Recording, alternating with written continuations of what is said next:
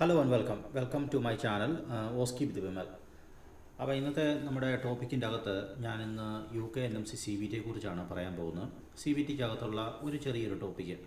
അപ്പോൾ ഞാൻ കുറേ series of videos UK NMC CBT ബേസിലിട്ടിട്ടുണ്ട്.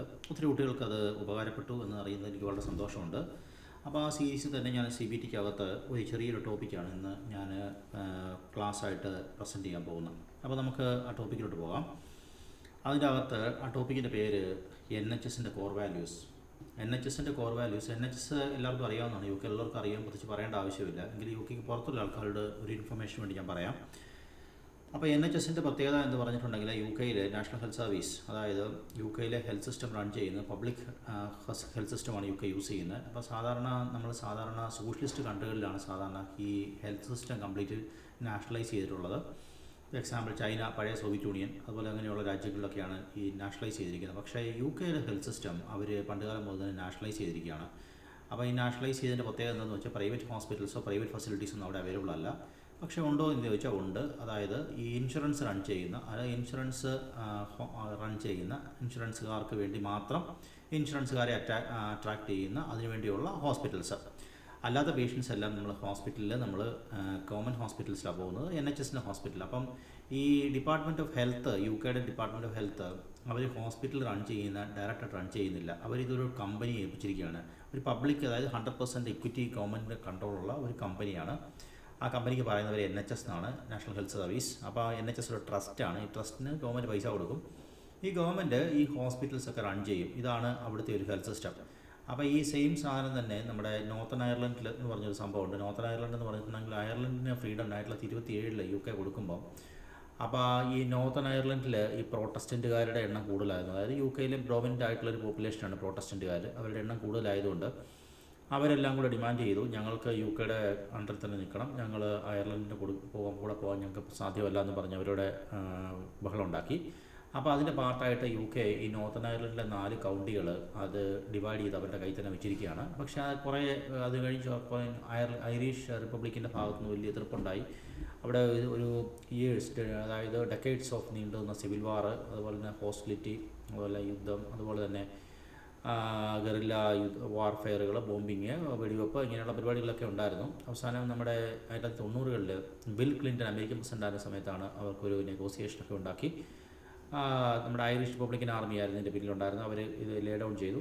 അപ്പോൾ അങ്ങനെ ആംസൊക്കെ ലേ ഡൗൺ ചെയ്തിട്ട് അവരിപ്പം ഈ UKയുടെ പാർട്ടായിട്ടൊരു പ്രഷറുണ്ട് എങ്കിലും അവർ കുഴപ്പമില്ലാത്ത ഒരു കൺട്രി ആയിട്ട് രണ്ടും കൂടെ സഹവർത്തിത്വത്തിൽ പോയിക്കൊണ്ടിരിക്കുകയാണ്. അപ്പോൾ ആ കൺട്രിയിൽ അവർക്ക് ഈ എഗ്രിമെൻ്റ് പാർട്ടായിട്ട് കുറേ സ്വാതന്ത്ര്യം കൊടുത്തിട്ടുണ്ട്. അതായത് നമ്മുടെ സ്വതന്ത്ര രാജ്യ പരിവേഷം കൊടുത്തിട്ടുണ്ട് അവർക്ക്. അപ്പോൾ അങ്ങനെ സ്വതന്ത്ര രാജ്യ പരിവേഷമുള്ള ഒരു പാർട്ടാണ് നോർത്തേൺ അയർലൻഡ് എന്ന് പറഞ്ഞിട്ടുള്ള സംഭവം. അപ്പോൾ ഈ നോർത്തേൺ അയർലൻഡിൽ ഈ സംഭവം ഹെൽത്ത് സർവീസ് നടത്തുന്നത് HSC, അതായത് അയർലൻഡിൽ ഈ സംഭവം നടത്തുന്നത് HSC ആണ്. അപ്പോൾ അതുപോലെ തന്നെ ഒരു HSC എന്ന് പറഞ്ഞൊരു കമ്പനി, NHSൻ്റെ തന്നെ പാരലായിട്ടൊരു കമ്പനിയാണ് HSC ആണ് ഈ നോർത്തേൺ അയർലൻഡിൽ ഈ സംഭവം നടത്തുന്നത്. സംഭവം എല്ലാം ഒന്ന് തന്നെ, മാനേജ്മെൻറ്റ് രീതികളെല്ലാം ഒന്ന് തന്നെ. അപ്പോൾ ഈ ഗവൺമെൻറ് ഹോസ്പിറ്റലിൽ പേഷ്യൻറ്റ് വരുവാണെങ്കിൽ ഈ പേഷ്യൻസിനെ നമ്മൾ എങ്ങനെ ടേക്ക് കെയർ ചെയ്യാം? അപ്പോൾ നമ്മുടെ നാട്ടിലെ ഗവൺമെൻറ് ഹോസ്പിറ്റലിലേക്ക് പേഷ്യൻസ് വരുവാണെങ്കിൽ പേഷ്യൻറ്റ് ടേക്ക് കെയർ ചെയ്യുന്ന രീതിയല്ല UK ഫോളോ ചെയ്യുന്നത്. UK ഒത്തിരി പ്രോട്ടോകോൾസും നോംസും ഒക്കെ ഉണ്ട്. കാര്യം പറഞ്ഞിട്ടുണ്ടെങ്കിൽ നമ്മുടെ ഇന്ത്യയിലെ ഹെൽത്ത് സിസ്റ്റത്തിൻ്റെ റോളൊക്കെ ഉണ്ടാക്കിയത് ഒരു 100-200 വർഷം മുമ്പ് ബ്രിട്ടീഷുകാരെ ഉണ്ടാക്കിയത്. പക്ഷേ അവർ ഒത്തിരി മുന്നോട്ട് പോയി, നമ്മളിപ്പോഴും പഴയ സ്ഥലത്ത് തന്നെ നിൽക്കുവാണ്. അപ്പോൾ അതിൻ്റെ ഒരു കുഴപ്പമുണ്ട്. അപ്പോൾ ഞാൻ ആ ടോപ്പിക്കിലോട്ട് പോകുന്നതിന് മുമ്പ് ഈ NHSൻ്റെ കോർ വാല്യൂ ആണ് നമ്മുടെ ടോപ്പിക്ക്. അപ്പോൾ NHS എങ്ങനെയാണ് ഫംഗ്ഷൻ ചെയ്യുന്നതെന്ന് ഞാനൊന്ന് ബ്രീഫായിട്ട് ഡിസ്ക്രൈബ് ചെയ്യാം. അപ്പോൾ UK ഉള്ളവർക്ക് അറിയാം, UKക്ക് പുറത്തുള്ള ആൾക്കാർക്ക് വേണ്ടിയുള്ള ഇൻഫർമേഷൻ. അപ്പോൾ NHS ബേസിക്കലി വർക്ക് ചെയ്യുന്നത് ഒരു 2 സിസ്റ്റത്തിലാണ് വർക്ക് ചെയ്യുന്നത്. ഒന്ന് NHSൻ്റെ ഹോസ്പിറ്റൽ സർവീസ് ഉണ്ട്, അതുപോലെ NHSൻ്റെ കമ്മ്യൂണിറ്റി സർവീസും ഉണ്ട്. അപ്പോൾ ഈ ഹോസ്പിറ്റൽ സർവീസ് എന്ന് പറഞ്ഞിട്ടുണ്ടെങ്കിൽ സ്പെഷ്യലിസ്റ്റ് സർവീസാണ്. അപ്പോൾ അങ്ങോട്ട് ഡയറക്റ്റായിട്ട് നമുക്ക് എൻട്രി ഇല്ല. നമുക്ക് അവിടെ ഗേറ്റ് കീപ്പറായിട്ട് നമുക്ക് GP എന്ന് പറഞ്ഞിട്ടുള്ള ഒരു ഡോക്ടറെ അവിടെ വെച്ചിട്ടുണ്ട്. അപ്പോൾ ഈ GPകൾ എന്ന് വെച്ചിട്ടുണ്ടെങ്കിൽ എല്ലാ ഏരിയയിലും GPs ഉണ്ട്. GPs അവർക്ക് വീട്ടിൻ്റെ അകത്തും അതുപോലെ ചെറിയ ക്ലിനിക്കൊക്കെ വെച്ചിട്ട് അവർ പ്രാക്ടീസ് ചെയ്യുന്നുണ്ട്. അപ്പോൾ ആ GPയുടെ അടുത്ത് പോയി നമ്മൾ രജിസ്റ്റർ ചെയ്യണം. അപ്പോൾ നമുക്ക് വേണമെങ്കിൽ പല GPകളുടെ അടുത്ത് രജിസ്റ്റർ ചെയ്യാം. പക്ഷേ നമുക്ക് ബെനിഫിറ്റ്സ് ഒക്കെ കിട്ടാൻ തുടങ്ങിക്കഴിഞ്ഞാൽ GP മാറ്റാൻ ഭയങ്കര പാടാണ്. അതല്ലെങ്കിൽ നമുക്ക് ബെനിഫിറ്റ് ഒന്നും കിട്ടുന്നില്ലെങ്കിൽ നമുക്ക് ഏത് GP എപ്പോഴും രജിസ്റ്റർ ചെയ്യാം. ആ GP രജിസ്റ്റർ ചെയ്ത് കഴിഞ്ഞ് GP ബുക്ക് ചെയ്യുക. അപ്പോയിൻമെൻറ്റ് ബുക്ക് ചെയ്യാനായിട്ട് GP ഓഫീസിൽ വിളിക്കുമ്പോൾ GPയുടെ സെക്രട്ടറി എടുത്തതിന് ശേഷം നമുക്ക് അപ്പോയിൻമെൻറ്റ് തരും. അപ്പോൾ അപ്പോയിൻമെൻറ്റ് തന്നിട്ട് നമ്മൾ GP പോയി കാണുക. അപ്പോൾ GP കണ്ടു കഴിയുമ്പോൾ GP അത്യാവശ്യം മരുന്നും മന്ത്രമൊക്കെ നമുക്ക് എഴുതി തരും. അപ്പോൾ ഈ GPയുടെ പ്രത്യേകത എന്താണെന്ന് വെച്ചിട്ടുണ്ടെങ്കിൽ ഇവന്മാരാണ് ഈ ഒരുവിധപ്പെട്ട എല്ലാ അസുഖത്തിനും ഇവർ ട്രീറ്റ് ചെയ്യും. ഇപ്പോൾ എക്സാമ്പിൾ പ്രഗ്നൻസി അവർ ട്രീറ്റ് ചെയ്യും. നമുക്ക് പ്രഗ്നൻസിയുടെ സമയത്ത് സ്പെഷ്യലിസ്റ്റ് ഡോക്ടറെ കാണുമെന്ന് വെച്ചാൽ നടക്കത്തില്ല. അതുപോലെ ENT, ഒഫ്താൽമോളജി എന്ന് വേണ്ട കണ്ണ്, മൂക്ക്, സൈക്യാട്രി, പീഡിയാട്രിക്സ്, അങ്ങനെ ഭൂമിയിലുള്ള എല്ലാ അസുഖത്തിനും ഇവർ ട്രീറ്റ് ചെയ്യും. അവർ അത്യാവശ്യം ഒരു മാനേജ്മെൻറ്റൊക്കെ നടത്തിയതിന് ശേഷം അവർ രക്ഷയില്ലെങ്കിൽ മാത്രമേ ഉള്ളവർ NHSലോട്ട് കയറ്റി വിടത്തുള്ളൂ. അപ്പോൾ NHSൻ്റെ ഗേറ്റ് കീപ്പേഴ്സായിട്ടാണ് ഇവർ നിൽക്കുന്നത്. എൻ്റെ ഫ്രണ്ടായിട്ടുള്ള ഒരു മുറിസുണ്ട്, മുറിസ് പറയുന്നത് കേൾക്കാം. അതായത് ഡോക്ടർ മുറിസ് അവനെ പറയുന്നത് കേൾക്കാം. അതായത് ഞങ്ങൾ ഗേറ്റ് കീപ്പേഴ്സാണ്, ഞങ്ങൾ മാക്സിമം ആൾക്കാരെ ഞങ്ങൾ തടഞ്ഞു നിർത്തും. കാരണം വെച്ചിട്ടുണ്ടെങ്കിൽ NHSലോട്ട് ഓവർഫ്ലോ ആയിട്ട് ആൾക്കാർ ചെന്ന് കഴിഞ്ഞിട്ടുണ്ടെങ്കിൽ ഞങ്ങളെ പിടിക്കുമെന്ന് പറയും. കാരണം അവരുടെ ജോലിയാണ് ആൾക്കാരെ തടഞ്ഞു നിർത്തുക എന്നുള്ളത്. അതിനുവേണ്ടി തടഞ്ഞു നിർത്താൻ വേണ്ടിയാണ് GP സിസ്റ്റം ഉണ്ടാക്കി വെച്ചിരിക്കുന്നത്. അപ്പോൾ എല്ലാം കൂടി ഹോസ്പിറ്റലിലേക്ക് ചെന്ന് കഴിഞ്ഞിട്ട് നിങ്ങൾ ഹോസ്പിറ്റലിൽ വിട്ടുപോകും. കാരണം അവരുടെ ഹോസ്പിറ്റലിൽ അതിനുള്ള സംവിധാനമില്ല. അപ്പോൾ ഇതാണ്. അപ്പം ഇതിൻ്റെ അകത്ത് ഞാൻ പറഞ്ഞു GP സിസ്റ്റമാണ് കമ്മ്യൂണിറ്റിക്കകത്ത് റൺ ചെയ്യുന്ന മെയിൻ പരിപാടി. പിന്നെ നമുക്ക് കുറച്ച് കമ്മ്യൂണിറ്റി സിസ്റ്റത്തിനകത്ത് പാർട്ടുള്ളതെന്ന് വെച്ചാൽ കമ്മ്യൂണിറ്റി ഡെൻറ്റിസ്റ്റുകൾ, കമ്മ്യൂണിറ്റി ഫിസിയോതെറാപ്പിസ്റ്റുകൾ, കമ്മ്യൂണിറ്റി ഫാർമസികൾ, അതുപോലെ തന്നെ കമ്മ്യൂണിറ്റിയിലുള്ള നഴ്സസ്, കമ്മ്യൂണിറ്റി മേറ്റർ, ഇവരെല്ലാം കൂടി ചേർന്ന ഒരു സിസ്റ്റമായിട്ടാണ് കമ്മ്യൂണിറ്റി സിസ്റ്റം വർക്ക് ചെയ്യുന്നത്. അതായത് പെരിഫറൽ സൈഡിൽ സിസ്റ്റം വർക്ക് ചെയ്യുന്നത്. ഇവരൊരു ഓട്ടോണമസ് സിസ്റ്റമായിട്ടാണ് വർക്ക് ചെയ്യുന്നത്. അപ്പം അത്യാവശ്യം മാനേജ്മെൻറ്റ് എല്ലാം ഇവർ തന്നെ നടത്തും. അത് കഴിഞ്ഞിട്ട് ഇവർക്ക് രക്ഷയില്ലെങ്കിലാണ് ഇവർ സാധാരണ പേഷ്യൻറ്റിനെ അങ്ങോട്ട് മുകളിലേക്ക് റെഫർ ചെയ്ത് വിടത്തുള്ളൂ. അപ്പോൾ റെഫർ ചെയ്ത് വിട്ടാലും നമുക്ക് ഓടിച്ചെന്ന് അപ്പോയിൻമെൻ്റ് ഒന്നും കിട്ടത്തില്ല. അവർ പ്രയോറിറ്റൈസ് ചെയ്യും. അവരുടെ പ്രയോറിറ്റിയാണ്, നമ്മുടെ പ്രയോറിറ്റി അല്ല. പ്രയോറിറ്റൈസ് ചെയ്തതിന് ശേഷം അവർ നമുക്ക് സമയമുള്ള പോലെ നമ്മൾ അപ്പോയിൻമെൻറ്റ് തരും. അപ്പം പണ്ട് കാലത്തൊക്കെ ആണെങ്കിൽ നമുക്ക് ലെറ്റർ അയക്കുവാണ്. ഇപ്പോൾ നമുക്ക് മെയിലും അതുപോലെ ഫോൺ കോൾ SMS ഒക്കെ അയച്ചു തരും. അപ്പോൾ നമ്മൾ ആ സമയത്ത് അവിടെ ചെന്നാൽ മതി. അപ്പോൾ നമുക്ക് ഫർദർ കൺസൾട്ടൻറ്റിനെ കണ്ട് നമുക്ക് പ്രൊസീഡ് ചെയ്യാം. അതാണ് ആ സിസ്റ്റം വർക്ക് ചെയ്യുന്നത്. അപ്പോൾ ഇതിനൊക്കെ എക്സെപ്ഷൻസ് ഉണ്ട്. നമുക്ക് എമർജൻസീസ് നമുക്ക് എക്സെപ്ഷൻസ് ആണ്. അപ്പോൾ എമർജൻസി ഉള്ള പേഷ്യൻ്റ് നമുക്ക് വെയിറ്റിംഗ് വേണ്ട. നമുക്ക് example cardiac emergency, neuro emergency, അല്ലെങ്കിൽ ഓർത്തോപീഡിക് എമർജൻസി, ആക്സിഡൻറ്റ്, ഇഞ്ചുറി ഒക്കെ വന്നിട്ടുണ്ടെങ്കിൽ നമുക്ക് ഡയറക്റ്റ് പേഷ്യൻ്റ് എടുത്ത് ഹോസ്പിറ്റലിലേക്ക് നമുക്ക് അപ്രോച്ച് ചെയ്യാം.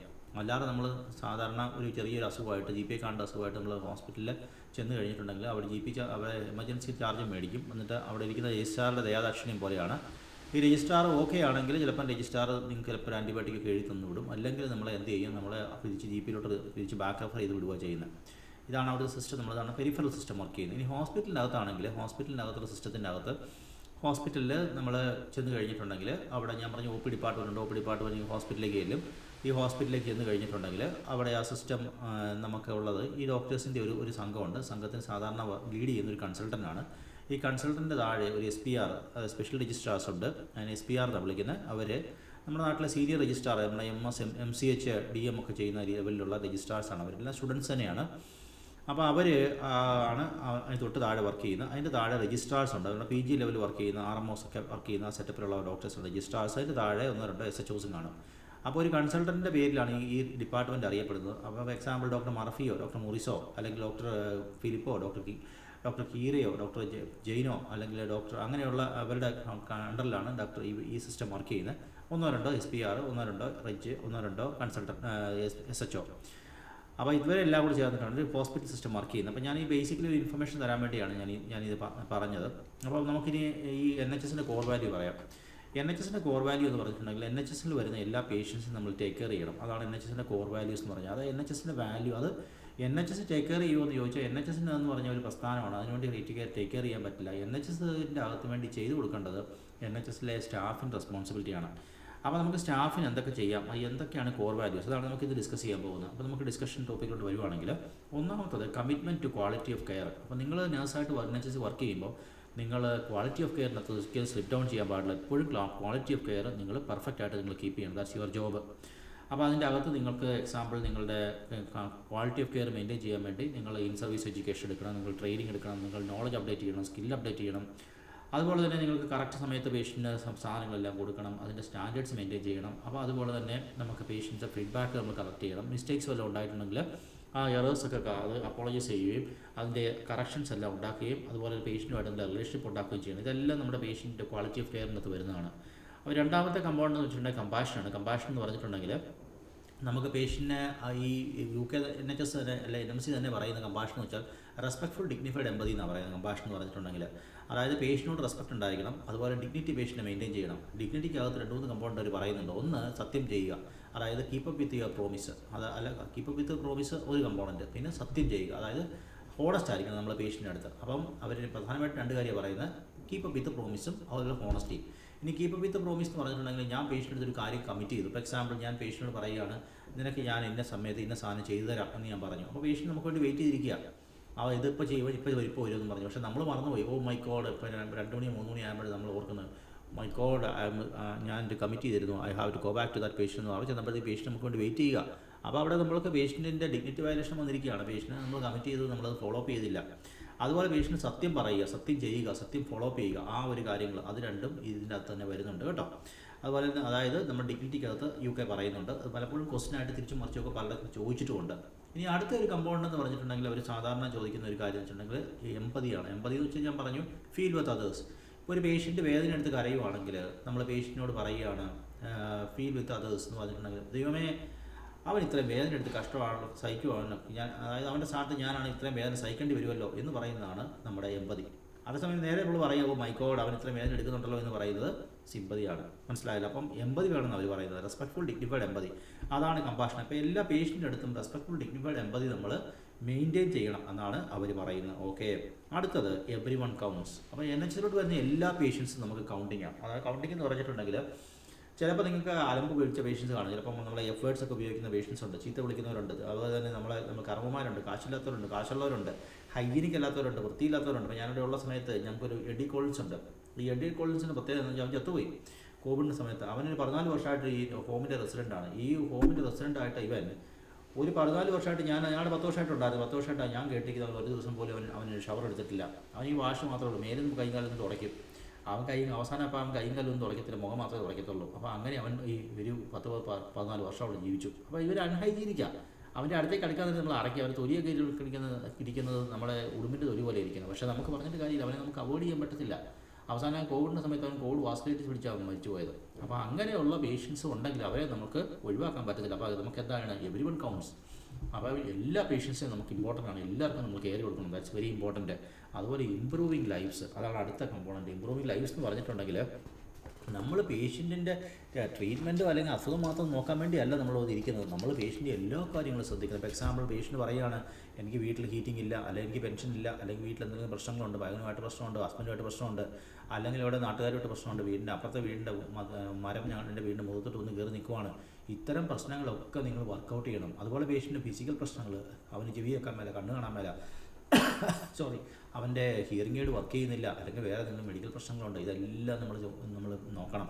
എല്ലാ കാര്യങ്ങളും അവൻ്റെ അതായത് ഇൻഡിവിജ്വലായിട്ട് അവരെ നോക്കിയിട്ട് അവൻ്റെ എല്ലാ കാര്യങ്ങളും നമ്മൾ ശ്രദ്ധിക്കണം. That's very important. Improving lifes, അവരുടെ ലൈഫ് ഇമ്പ്രൂവ് ചെയ്യാൻ വേണ്ടി നമ്മുടെ ശ്രമം, അല്ലാതെ അസുഖം മാറ്റുക മാത്രമല്ല.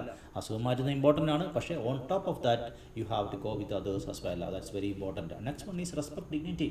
പേഷ്യൻ്റ് ഡിഗ്നിറ്റി നമ്മൾ മെയിൻറ്റെയിൻ ചെയ്യണം. അത് ഞാൻ പറഞ്ഞു, ഡിഗ്നിറ്റിയുടെ കാര്യം ഞാൻ പറഞ്ഞു. നമ്മുടെ അതായത് 2 കമ്പോണൻറ്റ് എന്ന് വെച്ചിട്ടുണ്ടെങ്കിൽ എന്താണ്, നമ്മുടെ പേഷ്യൻറ്റിനെ കമ്മിറ്റ് ചെയ്തിരിക്കുന്ന കാര്യം അത് നമ്മൾ ഫോളോ അപ്പ് ചെയ്യണം. പിന്നെ അതുപോലെ തന്നെ നമുക്ക് എന്താണ് രണ്ടാമത്തെ കാര്യം എന്ന് പറഞ്ഞാൽ നമ്മൾ ഹോണസ്റ്റി, സത്യം മാത്രമേ ചെയ്യാവുള്ളൂ. അതുപോലെ തന്നെ പേഷ്യൻ്റെ അടുത്ത് പേഷ്യൻ്റെ വ്യൂ പോയിൻറ്റ്സ് എല്ലാ സാധനങ്ങളും എക്സ്പ്ലെയിൻ ചെയ്യണം. അത് ഹോണസ്റ്റിയുടെ പാർട്ടാണ്. അതായത് ഇവൻ അവൻ്റെ കാര്യം പോക്കാണെന്ന് പറഞ്ഞാൽ പോലും ആ പോക്കാണ് നമ്മൾ ആ പേഷ്യൻ്റ് എക്സ്പ്ലെയിൻ ചെയ്യണം. അപ്പോൾ അതാണ് നമ്മുടെ respect dignity. That's very important. Next one is working together for the patient. അപ്പോൾ പേഷ്യൻ്റെ അടുത്ത് നമുക്ക് എല്ലാ കാര്യങ്ങളും നേഴ്സിനെ കൊണ്ട് ചെയ്യാൻ പറ്റില്ല. അപ്പോൾ നമുക്ക് എന്ത് ചെയ്യണം, നമുക്ക് വാലിഡേറ്റീവ് മെമ്പേഴ്സിനെ ഇൻവോൾവ് ചെയ്യിപ്പിക്കണം. എക്സാമ്പിൾ സോഷ്യൽ വർക്കേഴ്സിനെ ഇൻവോൾവ് ചെയ്യിപ്പിക്കണം. അവന് വീടില്ല, അല്ലെങ്കിൽ അവന് പെൻഷനില്ല, അല്ലെങ്കിൽ അവന് വീട്ടിൽ ഹീറ്റിംഗ് ഇല്ല, അവൻ്റെ വീട്ടിൽ മൊത്തം ബോൾഡാണ്, ഇങ്ങനെയൊക്കെ ഉണ്ടെങ്കിൽ നമ്മൾ എന്ത് ചെയ്യണം, അവിടെ സോഷ്യൽ വർക്കേഴ്സിനെ ഇൻവോൾവ് ചെയ്യിപ്പിച്ചിട്ട് അവന് വേറൊരു അക്കോമഡേഷൻ അറേഞ്ച് ചെയ്ത് കൊടുക്കണം, അല്ലെങ്കിൽ അവർ വേറൊരു കെയർ ഹോമിൽ ബെഡ് അറേഞ്ച് ചെയ്ത് കൊടുക്കണം. ഇതൊക്കെ നമ്മുടെ ജോലിയാണ്. അതുപോലെ തന്നെ എന്താണ്, ഇപ്പോൾ അവന് വേറെ എന്തെങ്കിലും പ്രശ്നമുണ്ട്, അവന് ഫിസിക്കൽ പ്രശ്നമുണ്ട്, ഡോക്ടറെ വിളിച്ച് വരണം, ഫിസിയോതെറാപ്പിസ്റ്റിനെ വിളിച്ച് വരണം, ഒപ്റ്റീഷ്യനെ വിളിച്ച് വരണം, ഒപ്താൽമോളജിസ്റ്റിനെ വിളിച്ച് വരണം, സ്പെഷ്യലിസ്റ്റ് നഴ്സിനെ വിളിച്ച് വരുത്തണം, ഡയറ്റീഷ്യനെ വിളിച്ച് വരുത്തണം. ഇതെല്ലാം നമ്മുടെ പരിപാടിയാണ്. അതായത് working together for the patient. നമുക്ക് ഒരു നഴ്സിനെ കൊണ്ട് എല്ലാ കാര്യം ചെയ്യാൻ പറ്റില്ല, പക്ഷേ നമ്മൾ എല്ലാവരെയും വിളിച്ച് വരുത്തി നമുക്ക് പേഷ്യൻറ്റിനെ ഇൻവോൾവ് ചെയ്യിപ്പിക്കണം. That's your job. അപ്പോൾ ഇത്രയും കാര്യങ്ങളാണ് നമ്മുടെ NHSൻ്റെ കോർ വാല്യൂസ്. പല പ്രാവശ്യം ക്വസ്റ്റ്യൻ ചോദിച്ചിട്ടുണ്ട്, തിരിച്ചും മറിച്ചും ഒക്കെ ചോദിക്കുന്നുണ്ട് കോർ വാല്യൂസ്. അപ്പോൾ ഇത് ഡയറക്റ്റായിട്ടല്ല ചോദിക്കുന്നത്, ആപ്ലിക്കേഷൻ ക്വസ്റ്റ്യനായിട്ട് സെനാരിയോ വന്നിട്ട് സെനാരിയോ പിക്ക് ചെയ്യാൻ പറയുവാണ്. അപ്പോൾ ഞാൻ ഒന്നുകൂടെ പറയാം. Commitment to quality of care ഒന്നാമത്തെ കോർ വാല്യൂ, രണ്ടാമത്തെ കമ്പാഷൻ, പിന്നെ everyone counts, improving lives, പിന്നെ respect and dignity, working together for the patient. ഇപ്പോൾ ചെറിയൊരു കാര്യം ഇതിനകത്ത് പറയാനുള്ളത്, ഈ NHSൻ്റെ കോർ വാല്യൂസിനെ പറ്റി തിരിച്ചു മറിച്ച് ഏകദേശം 6 കോർ വാല്യൂ ഉണ്ട്. 6 കോർ വാല്യൂസിനെ പറ്റി തിരിച്ചു മറിച്ചും ഒക്കെ ക്വസ്റ്റ്യൻ ചോദിച്ചിട്ടുണ്ട്. ഡയറക്റ്റായിട്ട് ഇൻഡയറക്റ്റായിട്ട് ഒക്കെ ചോദിക്കുന്നുണ്ട്. അപ്പോൾ CBTക്കകത്തുള്ള ഇമ്പോർട്ടൻ്റ് ആയിട്ടുള്ള കാര്യം എന്ന് പറഞ്ഞിട്ടുണ്ടെങ്കിൽ ഓരോ പ്രാവശ്യം ചോദിക്കുന്നത് അവൈലബിൾ ആയിട്ടുള്ള ചോയ്സിനകത്ത് ബെസ്റ്റ് ആൻസർ പിക്ക് ചെയ്യാൻ പറയുന്നത്. അല്ലാതെ അവർ ക്ലിനിക്കൽ എന്ന് പറഞ്ഞ് രണ്ടാമത്തെ പാർട്ടിനെ പറഞ്ഞിട്ടുണ്ട്, പാർട്ട് ബിക്ക് ക്ലിനിക്കലിന് പേര് പറയുന്നത്. പക്ഷേ ക്ലിനിക്കലിൻ്റെ അകത്തുനിന്ന് ഒരു 10-15 ക്വസ്റ്റ്യൻ താഴെ അവർ ചോദിക്കത്തുള്ളൂ. അറൗണ്ട് ഒരു 10 ക്വസ്റ്റ്യൻ എൻ്റെ എക്സ്പീരിയൻസ് ഞാൻ കണ്ടിട്ടുള്ളൂ. ബാക്കി ക്വസ്റ്റ്യൻസ് എല്ലാം നിങ്ങൾക്ക് ഈ 5 ഡൊമൈൻസ് ബേസ്ഡ് ആണ്. 5 ഡൊമൈൻസ് വെച്ചിട്ടുണ്ടെങ്കിൽ അവരുടെ പോളിസിയാണ്, ലോയാണ്, പ്രോട്ടോക്കോളാണ്, കോഡാണ്, എത്തിക്സാണ്. ഇതിനൊക്കെ ബേസ് ചെയ്തിട്ടുള്ള ആപ്ലിക്കേഷൻ ക്വസ്റ്റ്യൻസ് ആണ്. അപ്പോൾ ഇത്തരം ക്വസ്റ്റ്യൻസ് നമ്മൾ അഡ്രസ്സ് ചെയ്യണമെങ്കിൽ നിങ്ങൾക്ക് അതിനെപ്പറ്റി നല്ലൊരു ധാരണ ഉണ്ടെങ്കിൽ മാത്രമേ ഉള്ളൂ. പലരും കാണാതെ പഠിക്കാനാണ് പറയുന്നത്, പല സെൻറ്റേഴ്സും കാണാതെ പഠിക്കാൻ പറയുവാണ്. ആ കാണാൻ പഠിച്ചാൽ നിങ്ങൾ വിജയിക്കത്തില്ല. നിങ്ങൾക്ക് ഇത് എക്സ്പ്ലെയിൻ ചെയ്യാനായിട്ട് കഴിവുള്ള ഒരു എക്സ്പേർട്ടായിട്ടുള്ള ട്രെയിനറുടെ അടുത്ത് ഈ പോളിസി എക്സ്പ്ലെയിൻ ചെയ്ത് കേൾക്കണം, എന്താണെന്ന് മനസ്സിലാക്കണം. അപ്പോൾ എന്നിട്ട് മാത്രമേ നിങ്ങൾക്ക് ആൻസർ പിക്ക് ചെയ്യാൻ പറ്റുള്ളൂ, അല്ലാതെ നിങ്ങൾക്ക് ആൻസർ കിട്ടത്തില്ല. നിങ്ങൾക്ക് വെറുതെ സമയം കളയുന്നത് മാത്രമേ ഉള്ളൂ. പല ട്രെയിനേഴ്സും ഇതിൻ്റെ അകത്ത് തട്ടിപ്പാണ്, കാരണം അവർക്ക് ഇതിനെപ്പറ്റി ഒന്നും അറിയത്തില്ല. പല കുട്ടികൾ എൻ്റെ അടുത്ത് വരുന്നുണ്ട്. അപ്പോൾ അവർ പറയുന്നു അവർക്ക് 1 മണിക്കൂർ ക്ലാസ് എടുക്കാമെന്ന് പറഞ്ഞിട്ട് അവർ 1 മണിക്കൂർ ക്ലാസ് എടുക്കത്തില്ല, 15 മിനിറ്റും 20 മിനിറ്റും 30 മിനിറ്റും ഒക്കെ എടുക്കുകയാണ് ചെയ്യുന്നത്. അതുപോലെ വേറെ ചില സെൻറ്റേഴ്സ് ആണെങ്കിൽ അവർ കുറച്ച് ക്വസ്റ്റ്യൻ അയച്ചു കൊടുക്കും, എന്നിട്ട് ആ ക്വസ്റ്റ്യൻ ആൻസർ ചെയ്തിട്ട് അങ്ങോട്ട് സെൻഡ് ചെയ്ത് കൊടുക്കും. വളരെ പ്രോമിനൻ്റ് ആയിട്ടുള്ളൊരു സെൻറ്ററാണ്, അയച്ചു കൊടുക്കും. അതിൻ്റെ അത് ശരിയാണോ തെറ്റാണോ എന്ന് പറ്റി യാതൊരു ഫീഡ്ബാക്കും ഇല്ല, കാരണം ഒത്തിരി സ്റ്റാഫ് മെമ്പേഴ്സാണ് വർക്ക് ചെയ്യുന്നത്. അപ്പോൾ അങ്ങനെ സ്റ്റാഫ് മെമ്പേഴ്സിനെക്കുറിച്ച് യാതൊരു ധാരണയില്ല. അപ്പോൾ ഇത്തരം പോളിസികളെ പ്രോട്ടോക്കോൾസൊക്കെ ഇംപ്ലിമെൻറ്റ് ചെയ്യണം. ഒരു ബാൻഡ് 7, 8 ലെവലിലൊക്കെ ഉള്ള സീനിയർ മാനേജേഴ്സിന് മാത്രമേ ഇതിനെക്കുറിച്ചുള്ളൊരു ധാരണയുള്ളൂ. അല്ലാതെ ബാൻഡ് 4 വർക്ക് ചെയ്യുന്നവർക്ക്, ബാൻഡ് 5 വർക്ക് ചെയ്യുന്നവർക്കൊന്നും ഇതിനൊന്നും ഒരു ധാരണയില്ല. അവർ ഇത്തരമുള്ള പോളിസി വയലേഷൻസ് ഒന്നും അവർ സ്റ്റഡി ചെയ്യുകയോ അല്ലെങ്കിൽ അവർ ഇൻവെസ്റ്റിഗേറ്റ് ചെയ്യുകയോ ചെയ്യുന്നില്ല. അതുപോലെ ഈ പോളിസി ഒന്നും അവർ ഇംപ്ലിമെൻറ്റ് ചെയ്യുന്നില്ല. അതൊക്കെ ഒരു സീനിയർ മാനേജേഴ്സിന് ജോലിയാണ്. അപ്പോൾ അവരാണെങ്കിൽ ഈ പോളിസി വയലേഷൻസ് ഇൻവെസ്റ്റിഗേറ്റ് ചെയ്യുന്നുണ്ട്, അവർക്കറിയാം പോളിസി ഏതാണ്, അല്ലെങ്കിൽ പ്രോട്ടോക്കോളിനാണ്, അല്ലെങ്കിൽ അവിടുത്തെ ലോ എന്നാണ്, നോംസ് എന്നാണ്, ഹെൽത്ത് ഫീൽഡിലെ ലോയും നോമും ഒക്കെ ചോദിക്കുന്നത്. അപ്പോൾ അതിനുവേണ്ടി ഒരു പ്രോപ്പറായിട്ട് ട്രെയിനിങ് എടുക്കുകയാണെങ്കിലും ഏറ്റവും നല്ലത്. അപ്പോൾ നിങ്ങൾക്ക് അതുപോലെ തന്നെ ഒരു പ്രാവശ്യം ഫെയിൽഡായി, 2 പ്രാവശ്യം ഫെയിൽഡായി എന്ന് പറഞ്ഞ് നിങ്ങൾ വിഷമിക്കേണ്ട ആവശ്യമില്ല. കാരണം ഫെയിൽഡായിട്ടുള്ള സ്റ്റുഡൻസ് നിങ്ങൾക്ക് സുരക്ഷമായിട്ട് ജയിക്കാം. പലപ്പോഴും ട്രെയിനിങ്ങിൻ്റെ അഭാവം കൊണ്ടാണ് നിങ്ങൾ ഫെയിൽഡായി പോകുന്നത്. PDF കൊണ്ട് സ്വന്തമായിട്ട് വർക്ക് ചെയ്യാൻ നോക്കരുത്, കാരണം വിജയിക്കാൻ സാധ്യതയില്ല. കാരണം കുറച്ച് ക്വസ്റ്റ്യൻസ് ഒക്കെ വരും, പക്ഷേ അടുത്ത പ്രാവശ്യം ഈ ക്വസ്റ്റ്യൻ വരുന്നത് വേറൊരു രീതിയിലായിരിക്കും, ഈ രീതിയിലല്ല. സംഭവം പോളിസി അല്ല അതിൻ്റെ ചോദിക്കുന്ന, പോളിസി സെയിം ആയിരിക്കും, പക്ഷേ അപ്ലൈ ചെയ്യാൻ പറയുന്നത് വേറൊരു ബാക്ക്ഗ്രൗണ്ടിൽ അപ്ലൈ ചെയ്യാനാണ് പറയുന്നത്. ഇപ്രാവശ്യം അപ്ലൈ ചെയ്യുന്ന കമ്മ്യൂണിറ്റി ബാക്ക്ഗ്രൗണ്ടിലാണെങ്കിൽ അടുത്ത പ്രാവശ്യം അപ്ലൈ ചെയ്യുന്നത് ഇപ്പോൾ ഹോം ബാക്ക്ഗ്രൗണ്ടിലായിരിക്കും ചോദിക്കുന്നത്. അപ്പോൾ ഇങ്ങനെ മാറ്റി പറയുമ്പോഴത്തേക്കും നമുക്ക് പോളിസിയെക്കുറിച്ച് വ്യക്തമായ ധാരണയില്ലാതെ നമുക്ക് ഈ ക്വസ്റ്റ്യൻ ചെയ്യാനായിട്ട് പറ്റത്തില്ല. ഇതാണ് ഇതിൻ്റെ ഒരു CBT ഡിഫിക്കൽട്ട്. ഒത്തിരി കുട്ടികൾ തോറ്റു പോകുന്നതിന് റീസൺ ആണ്. ചിലരൊക്കെ മാനസികമായിട്ട് അപ്സെറ്റ് ആകുന്നുണ്ട്. അപ്പോൾ നിങ്ങൾക്ക് ഇതിനെപ്പറ്റി ഒരു ബേസിക് അണ്ടർസ്റ്റാൻഡിങ് കിട്ടിയെന്നാണ് എൻ്റെ വിശ്വാസം. ഞാൻ അധികം എക്സ്റ്റൻഷനിലോട്ട് പോകുന്നില്ല, ഒരു ചെറിയൊരു വീഡിയോ ആണ്. അപ്പോൾ ഇതിൻ്റെ അകത്ത് നിങ്ങൾക്ക് CBT ട്രെയിനിങ് ആവശ്യമുണ്ടെങ്കിൽ CBT എന്നെ ഒന്ന് കോൺടാക്ട് ചെയ്യുക. ഞാൻ CBT ട്രെയിനിങ് ഒരു 3 വർഷമായിട്ട് നടത്തുന്നുണ്ട്. ഞാൻ ഈ നോർത്തേൺ അയർലൻഡിൽ, റിപ്പബ്ലിക് ഓഫ് അയർലൻഡിലും ഒക്കെ വർക്ക് ചെയ്ത ഒരു സീനിയർ മാനേജറാണ്. ഇതൊക്കെ ഇൻവെസ്റ്റിഗേറ്റ് ചെയ്തിട്ടുണ്ട്, ഈ പോളിസിയൊക്കെ ഇംപ്ലിമെൻറ്റ് ചെയ്തിട്ടുണ്ട്, പോളിസി വയലേഷൻസ് ഇൻവെസ്റ്റിഗേറ്റ് ചെയ്തിട്ടുണ്ട്. ഈ പോളിസിയൊക്കെ വളരെ സിമ്പിളായിട്ട് വളരെ മലയാളത്തിൽ നിങ്ങൾക്ക് എക്സ്പ്ലെയിൻ ചെയ്ത് തരാനായിട്ട് എന്നെ കൊണ്ട് പറ്റും. എൻ്റെ കുട്ടികളൊക്കെ 100% പാസ്സാണ്, അവർ സാറ്റിസ്ഫൈഡ് ആണ്. അപ്പോൾ നിങ്ങൾക്ക് ഇൻട്രസ്റ്റ് ഉണ്ടെങ്കിൽ എൻ്റെ ക്ലാസ് ഒന്ന് അറ്റൻഡ് ചെയ്ത് നോക്കുക. എനിക്ക് അതുപോലെ തന്നെ എനിക്ക് ക്ലാസ് സപ്പോർട്ടോ ആവശ്യമുള്ളവർ എൻ്റെ ഒന്ന് കോൺടാക്ട് ചെയ്യുക. അതുപോലെ നിങ്ങൾക്ക് വീഡിയോ ഇഷ്ടമാണെങ്കിൽ നിങ്ങൾ ലൈക്ക് ചെയ്യുക, നിങ്ങളുടെ ഫ്രണ്ട്സ് ഒന്ന് ഷെയർ ചെയ്യുക. അതുപോലെ തന്നെ നിങ്ങൾക്ക് ഇതുപോലുള്ള ഇൻഫോർമേറ്റീവ് ആയിട്ടുള്ള വീഡിയോസുമായിട്ട് ഞാൻ വീണ്ടും വരുന്നതായിരിക്കും. അതുപോലെ തന്നെ നിങ്ങൾക്കൊരു ബെൽ ബട്ടൺ നിങ്ങൾ ഞെക്കുവാണെങ്കിൽ നിങ്ങൾക്ക് അടുത്ത ഞാൻ ഇടുന്ന വീഡിയോ നിങ്ങൾക്ക് ഫ്രീക്വൻ്റ് ആയിട്ട് കിട്ടും. ഞാൻ ബേസിക്കലി ഞാൻ ഓസ്കി ട്രെയിനറാണ്. ഞാൻ ഓസ്ട്രേലിയൻ ഓസ്കി ചെയ്യുന്നുണ്ട്, UK ഓസ്കി ഉണ്ട്, ഐറിഷ് ആപ്റ്റിറ്റ്യൂഡ് ഉണ്ട്, ഓൺലൈനുണ്ട്. അതുപോലെ നിങ്ങൾക്ക് CBT ഉണ്ട്, CBTയും ഈ ഓസ്കിയും ഞാൻ ചെയ്യുന്നുണ്ട്. അപ്പോൾ എന്തെങ്കിലും സപ്പോർട്ട് ആവശ്യമുണ്ടെങ്കിൽ, അതുപോലെ തോറ്റ കുട്ടികൾക്ക് വേണ്ടി സ്റ്റേഷൻ സപ്പോർട്ട് കൊടുക്കുന്നുണ്ട്. റീസെൻ്റായിട്ട് ഞാനൊരു കുറേ കുട്ടികളെ ഞാൻ ജയിപ്പിച്ചു, സ്റ്റേഷൻ സപ്പോർട്ട് 1, 2, 3 സ്റ്റേഷനൊക്കെ തോറ്റുപോയ കുട്ടികളുണ്ട്, അവരെ ജയിപ്പിച്ചു. അപ്പോൾ അത്തരം കുട്ടികൾക്ക് ആവശ്യമുണ്ടെങ്കിൽ എന്നെ കോൺടാക്ട് ചെയ്ത് നിങ്ങൾക്ക് ഇൻഡിവിജ്വലൈസ്ഡ് ട്രെയിനിങ് ഞാൻ സപ്പോർട്ട് ചെയ്യാൻ തരുന്നതായിരിക്കും. അപ്പോൾ ഇത്രയും നേരം വീഡിയോ കൊണ്ടുവരുന്ന നിങ്ങൾക്ക് ഏവർക്കും താങ്ക് യു വെരി മച്ച്. അതുപോലെ തന്നെ ഇതുപോലത്തെ വളരെ മനോഹരമായിട്ടുള്ള ഇൻഫോർമേറ്റീവ് ആയിട്ടുള്ള വീഡിയോ ആയിട്ട് ഞാൻ അടുത്ത ദിവസം വരുന്നതായിരിക്കും. അതുവരെ thank you very much. See you next time. Thank U.